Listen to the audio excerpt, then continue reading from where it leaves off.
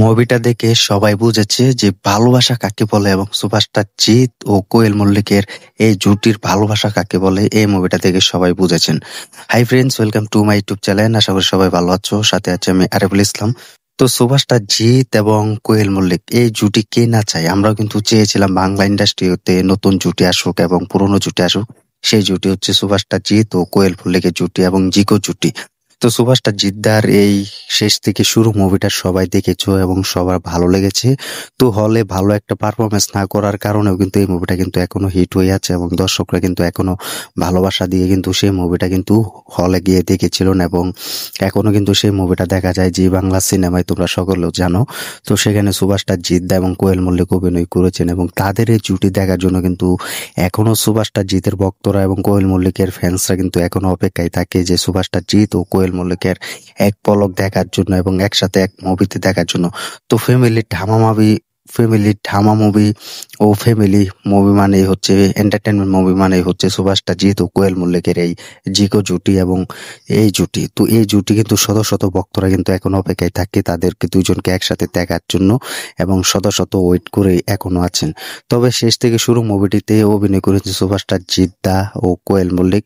এই মুভিটির ডিরেক্টর হিসাবে থেকেছেন, পরিচালক হিসাবে থেকেছেন রাজ চক্রবর্তী।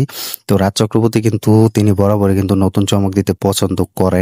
আমরা কিন্তু অনেকে ভেবেছিলাম যে সুপারস্টার জিৎ এবং কোয়েল মল্লিককে একসাথে দেখতে চাই। তো প্রায় 7 থেকে 8 বছর পর কিন্তু তাদের এই দুইজনকে এক করেছে রাজ চক্রবর্তী। আমরা কিন্তু জানি যে রাজ চক্রবর্তী ছাড়া অন্য কোনো পরিচালকরা কিন্তু সুপারস্টার জিৎ এবং কোয়েল মল্লিককে একসাথে করতে পারবে না বা একসাথে নিয়ে আসতে পারবে না, বড় চ্যালেঞ্জ হয়ে যায়। তো রাজ চক্রবর্তী কিন্তু বড় চ্যালেঞ্জ নিতে পছন্দ করেন আর সুপারস্টার জিৎ টলিউড বস তো সাথে আছে, তোমরা সকলেই জানো। তিনিও কিন্তু নতুন নতুন চমক দিতে পছন্দ করেন এবং বড় সাফল্যের পথ দিয়েও কিন্তু বড় চ্যালেঞ্জ নিতে পছন্দ করেন।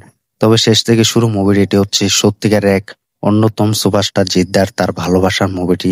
শেষ থেকে শুরু এই মুভিটি কিন্তু ভ্যালেন্টাইন ডে কিন্তু এই মুভিটি কিন্তু পুরো রিলিজ দিলেও কিন্তু সেরকম সক্ষম না পেলেও কিন্তু মোটামুটি রেসপন্স পেয়েছিল এবং ভালোবাসা এবং সুপারস্টার জিৎ ও কোয়েল মল্লিকের যে একটি সম্পর্ক তাকে গড়ে ওঠে, সেই সম্পর্ক কিন্তু দুর্দান্ত কিন্তু লেগেছিল এবং এখনো কিন্তু সেই মুভিটা ভালো একটা পারফরমেন্স না করলেও কিন্তু এখনো দর্শকদের মনে আছে এবং দর্শকরা সেই মুভিটা দেখার জন্য অপেক্ষায় থাকে এবং আগ্রহ থাকে, তোমরা সকলে জানো। তো সেটা হচ্ছে সুপারস্টার জিদ্দাকে ভালোবাসে বলে এবং কোয়েল মল্লিককে একসাথে দেখার জন্য।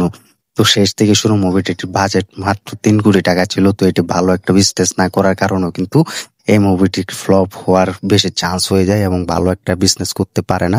তবে অটোতে বিক্রি করার কারণে কিন্তু এটার মোট পারিশ্রমিক এবং মোট বক্স অফিস কিন্তু দাপিয়ে বেড়ে ব্যবসা করে নেয় এবং মোট বক্স অফিস কালেকশন করে নেয় মাত্র 6 কোটি টাকার মতো। এটা সকলে জানো তোমরা। তো সুভাষটা জিদ্দা আমরা চাই যে কোয়েল মল্লিক এবং সুভাষটা জিদের আবারও এরকম ভালোবাসার একটা নতুন মুভি তৈরি করে নিয়ে আসুক এবং নতুন একটা জুটি হিসেবে তৈরি করে নিয়ে আসুক। এটা আমরা সকলে চাই এবং তোমরাও চাইবে। তো তোমরা কমেন্ট করে জানিয়ে দাও যে সুভাষটা জিৎ ও কোয়েল মল্লিকের আবারও কি একসাথে দেখতে চাও কিনা এবং এরকম মুভি দেখার জন্য কমেন্ট করে জানিয়ে দাও। ভিডিওটি ভালো লাগলে শেয়ার করে দিও, চ্যানেল নতুন থাকলে চ্যানেলটা সাবস্ক্রাইব করে দিও। দেখা হবে নতুন ভিডিও নিয়ে, নতুন আপডেট নিয়ে। ধন্যবাদ সবাইকে এতক্ষণ সাথে থাকার জন্য।